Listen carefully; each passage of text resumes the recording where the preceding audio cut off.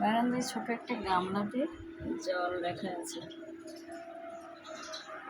আর এই জলের ছায়াটা ঘরের ভিতর এসে এই যে সিলিংটাতে পড়েছে।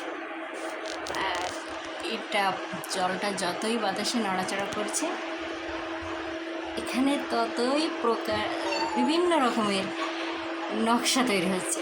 একদম মনে হচ্ছে মিউজিক লাইট বা ওই ধরনের কিছু এখানে।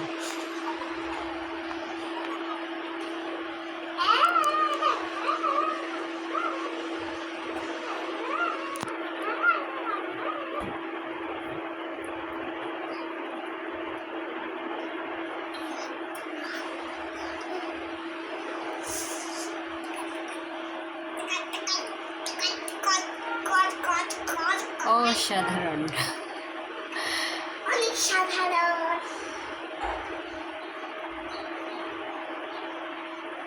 রোদ্দুর চলে গেছে, রোদ্দুর কম হয়ে গেল, আর সেই জলের ফোকাসটা আর পড়ছে না।